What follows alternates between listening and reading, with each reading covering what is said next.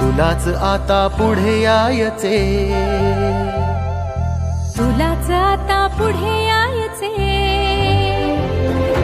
तुलाच आता पुढे यायचे. देश घडवण्या तयार हो, मतदानाने देशाचे भवितव्य ठरवण्या तयार हो. प्रलोभने वा दबाव येवो, कुणा पुढेही झुकू नको.